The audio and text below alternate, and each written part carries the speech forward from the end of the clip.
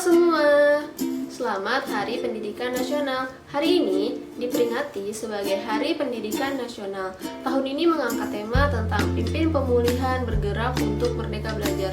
Di video kali ini, aku akan membahas tentang pendidikan khusus di Indonesia.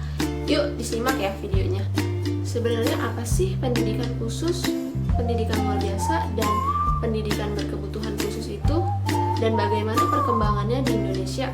Mari kita cari tahu. Education atau yang sering kita ketahui sebagai pendidikan khusus adalah pendidikan yang dikhususkan untuk anak-anak yang memiliki kebutuhan khusus dalam pembelajarannya.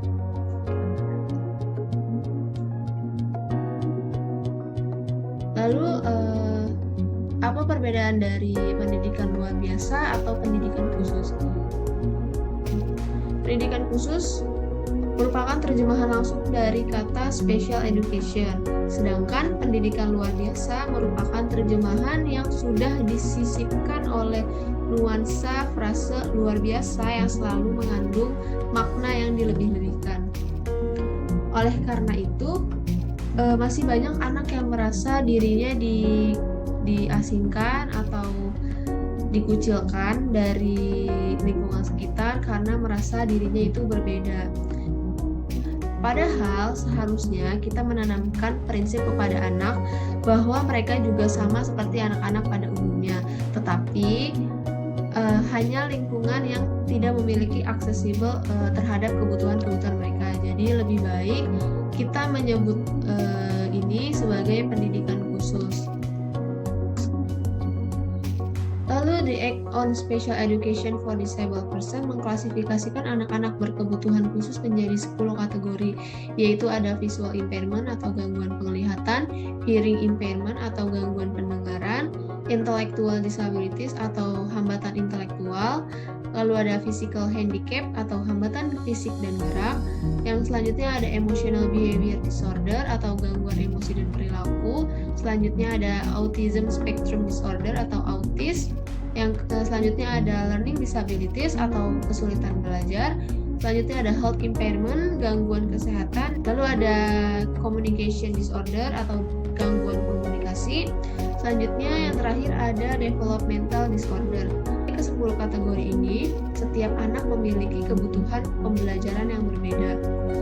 Lalu ada juga anak berbakat yang membutuhkan layanan pendidikan yang berbeda juga dari anak-anak pada umumnya dan masuk ke dalam anak-anak berkebutuhan khusus. Lalu kita lihat pada negara lain, yaitu ada pendidikan khusus di Korea Selatan. Sudah dimulai sejak tahun 1971 dengan dibangunnya sekolah khusus.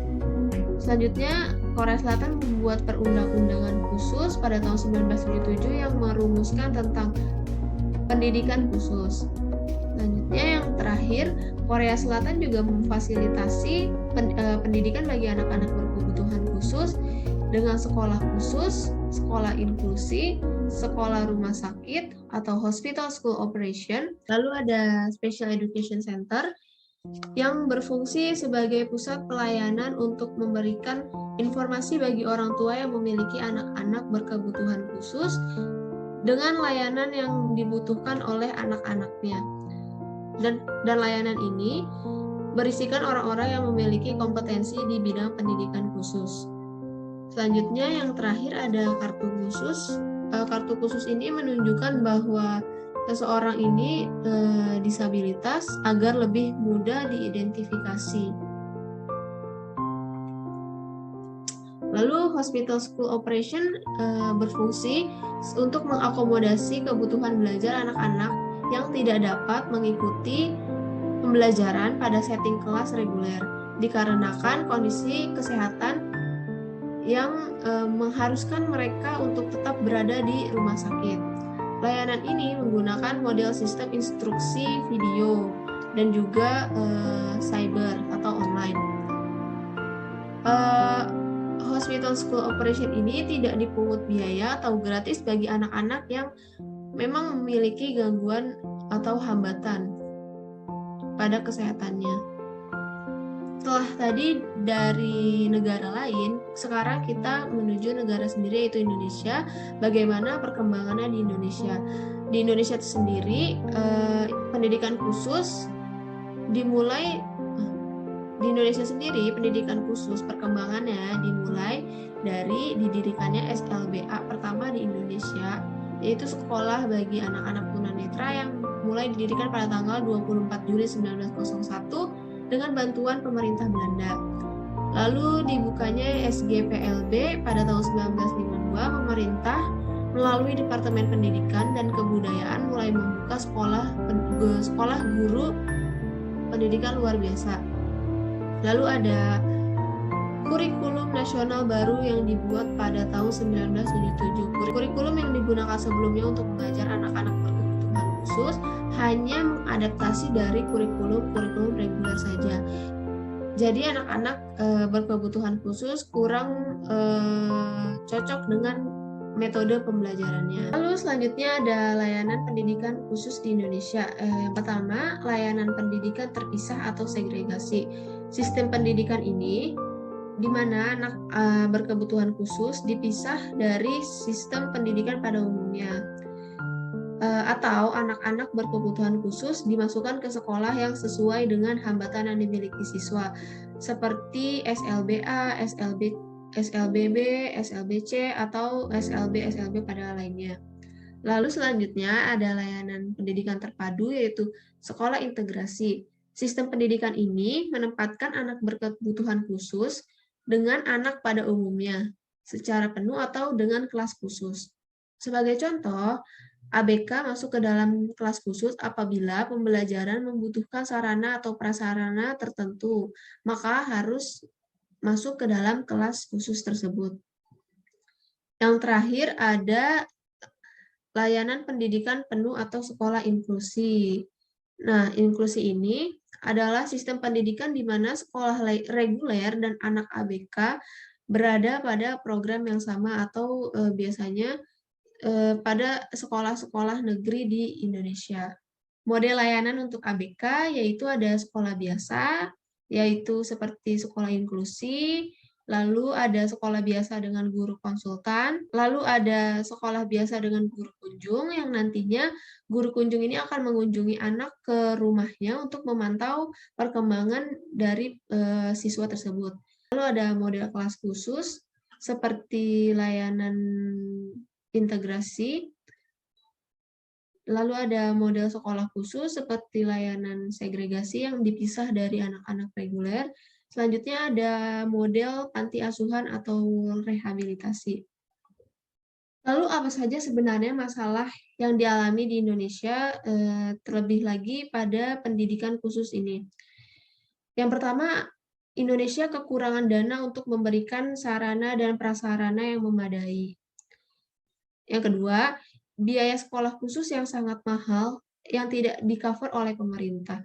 Jadi masih banyak orang-orang yang tidak mampu mengalami kesulitan untuk menyekolahkan anaknya. Jadi anaknya hanya dibiarkan di rumah saja. Selanjutnya, Indonesia juga kekurangan SDM atau guru yang memiliki kompetensi. Menurut data dari BPM-TPK pada tahun 2016, guru dengan latar belakang pendidikan khusus kurang memahami konsep dari pendidikan inklusi itu tersendiri. Selanjutnya, hanya sebesar 18% dari 1,6 juta ABK yang mendapat layanan inklusi pendidikan. Masih banyak anak-anak ABK yang sudah bersekolah, tetapi tidak mendapat layanan inklusi itu sendiri.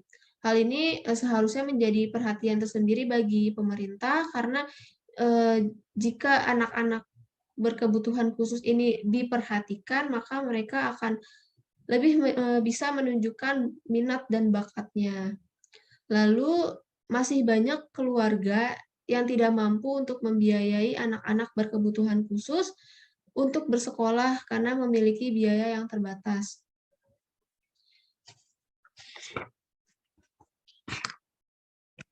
Hal ini sangat disayangkan. karena layanan pendidikan bagi anak berkebutuhan khusus di Indonesia saat ini belum benar-benar diperhatikan oleh pemerintah. Masih banyak orang tua yang mengalami kesulitan untuk menyekolahkan anaknya yang memiliki kebutuhan khusus di sekolah umum.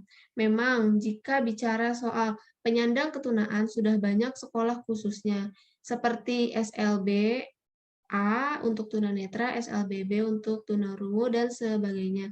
Tetapi SLB ini untuk peruntukannya tersendiri.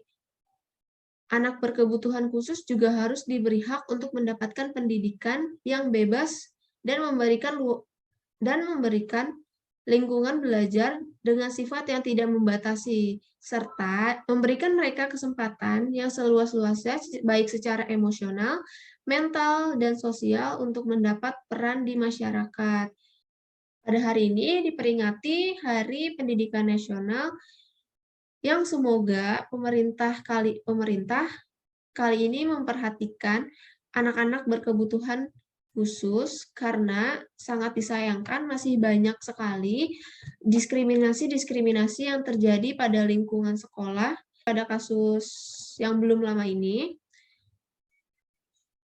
pemerintah memegang peranan yang sangat besar untuk memajukan bangsa. Jadi, jika memperhatikan lebih lagi, Indonesia diharapkan dapat menjadi negara yang maju dan tanpa diskriminasi disabilitas. Sekian video untuk hari ini. Semoga video ini dapat bermanfaat. Dadah!